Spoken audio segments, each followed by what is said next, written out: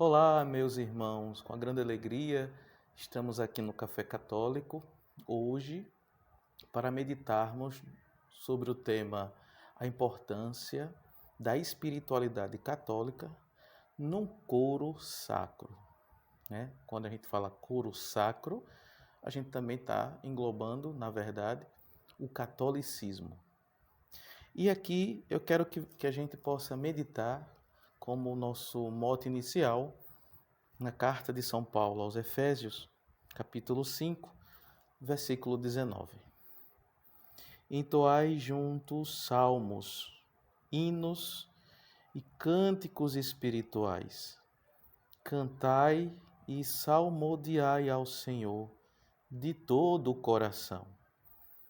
Sempre e por todas as coisas, no nome de nosso Senhor Jesus Cristo, rendei graças a Deus que é Pai. Então, observe, a carta de São Paulo aos Efésios foi escrita por volta do ano 60, 62, depois de Cristo, 30 anos aproximadamente após a ressurreição. E já nessa fase, já nessa época, 30 anos, veja, um prazo muito pequeno. Já nesse tempo, os católicos, nós cristãos, já entoávamos hinos e cânticos espirituais em nome do Senhor Jesus. E aqui eu quero que você entenda isso. Entoar cânticos espirituais e hinos é algo feito só para quem é católico. Em nome do Senhor Jesus, repare, não é qualquer música, não é uma música profana, não é uma música que remete a uma religiosidade, por exemplo, como as músicas do Roberto Carlos. As músicas do Roberto Carlos são religiosas, não são litúrgicas. Não foram feitas para uma celebração litúrgica. A música litúrgica é feita somente para a celebração, somente para ser cantada, somente para ser um motivo de oração entre os fiéis. E é isso que a gente precisa entender. Bom, o que é espiritualidade? Para a gente avançar na nossa reflexão. Espiritualidade é a forma, o modo, o caminho que desenvolvemos para chegar a Deus. Existe a espiritualidade teresiana, existe a espiritualidade franciscana, existe a espiritualidade dominicana e assim sucessivamente. Então, é um modo como eu encontro, como eu tenho afinidade para encontrar o meu Senhor. É bem verdade que o meu Senhor, por meio da espiritualidade, ele me toca, ele chega a mim, ele me diz o que ele quer, por onde ele quer que eu caminhe, por qual tipo de espiritualidade ele quer que eu me desenvolva espiritualmente. E assim a gente vai caminhando. Não é obrigado, por exemplo, todos nós termos a mesma espiritualidade. Não, somos pessoas distintas. Logo, o Senhor se apresenta unicamente para cada um de nós, de um jeito único, com a espiritualidade única.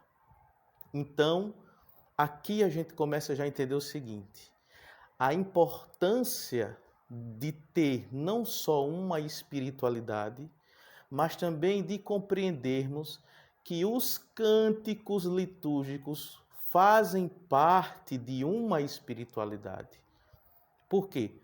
Porque os católicos, sobretudo aqueles lá de trás, do tempo de São Paulo, de 30 anos após a ressurreição, rezavam, meditavam, contemplavam o Senhor e foram estruturando melodias para que as pessoas pudessem celebrar a Páscoa do Senhor, pudessem celebrar a Eucaristia.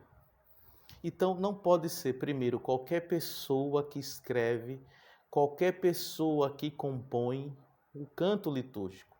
Primeiro, precisa ser católico. Segundo, além de ser católico, que tem uma vida de oração. Então, aqui a gente já começa a entender que eu não posso colocar, por exemplo, música adaptada de qualquer banda, de forró, de axé, na missa. Não posso. Porque a missa é um ato sacrílico, santo, ou melhor, santíssimo. Ali nós vamos celebrar a paixão, morte e ressurreição do Senhor. Não pode ser qualquer música. Tem que ser uma música que faça o fiel leigo, o cristão, entrar nesse mistério, adorar o Senhor, estar aberto ao Cristo. E aqui a gente começa a entender que para cada ato a gente precisa se portar de uma forma. Não dá para ir para a praia de terno e gravata. Não dá para ir para a missa cantar Chiquita Bacana, não é? Na missa se canta músicas litúrgicas, músicas preparadas, feitas por pessoas, compositores que obviamente entendam de música, mas que sejam católicos, que tenham vida de oração. E aqui eu quero apresentar algumas músicas para você, para que você possa entender a espiritualidade da música. Então veja bem.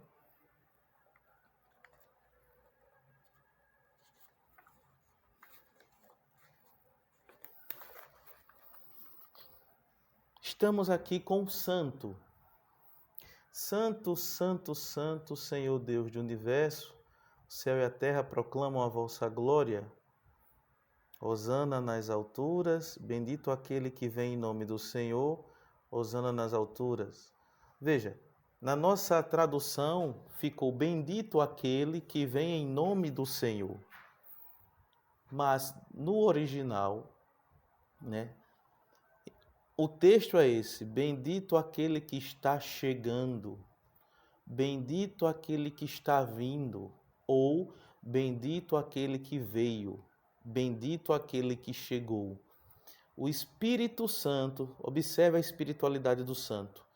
O Espírito Santo presentifica ali, no pão e no vinho, o corpo e sangue de nosso Senhor. Cristo de fato está ali. Então, se ele está vindo, o verbo está no gerúndio. Se ele está chegando, é porque está acontecendo a ação litúrgica. O Espírito está pneumatificando, transformando aquelas obras humanas, o pão e o vinho, em corpo e sangue de nosso Senhor Jesus Cristo. Por isso, a melodia do santo se adequa mais a esse ato espiritual, quanto mais for introspectivo. Quanto mais me fizer entrar nessa ação de perceber o Cristo chegando e transformando por meio do Espírito aquelas obras humanas no seu corpo e no seu sangue. Então, nada contra o Hosanae, o Hosana. Porém, quanto mais o santo estiver impregnado desse contexto espiritual, com essa espiritualidade, mais o canto está sendo propício a essa ação litúrgica. Ouçamos.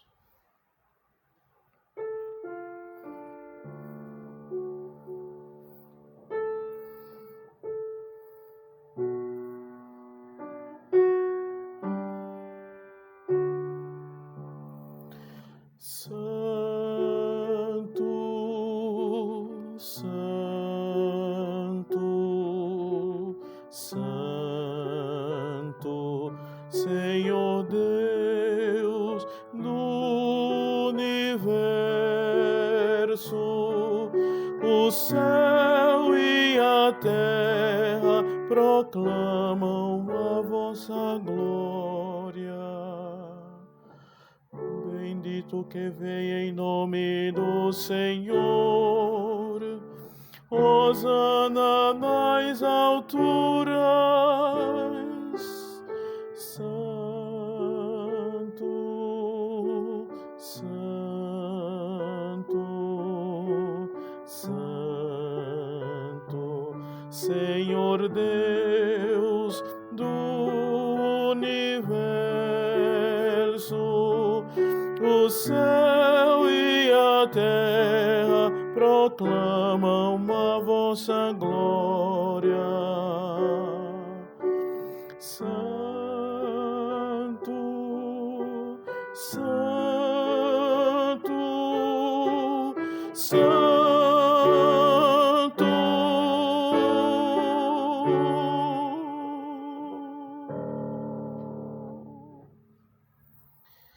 Então, observe que há momentos explosivos, há momentos de serenidade, há momentos de contemplação. É isso que a espiritualidade do santo pede, da gente receber Cristo que está por vir. Observe, meu irmão, minha irmã, que nesse mesmo período, por volta ainda do século I, e isso vai se alongando pelos 8 primeiros séculos, os cristãos, além de celebrarem a Santa Eucaristia nas catacumbas dos cristãos mártires, foi surgindo esse costume de se entronizar o Kyrie eleison junto com a ladainha, né? As preces litânicas, as preces que têm pergunta e resposta. E com o tempo ficou muito natural a questão de se ter salmos como canto de entrada, o ofertório, o comunhão, né? Com o tempo, infelizmente, isso foi se perdendo e hoje se resume apenas a antífona de entrada, a antífona do ofertório, a antífona de comunhão. Mas você que trabalha com ministério de música, com coral, colocar um salmo como canto de entrada, observando, claro, se o tempo litúrgico pede que aquele salmo seja cantado, ou tematicamente o evangelho condiz com o texto do salmo, mas se pode sim fazer isso. Então, salmo como canto de entrada, um salmo como ofertório, um outro salmo como comunhão. É o que eu quero ver com vocês agora nesse próximo bloco.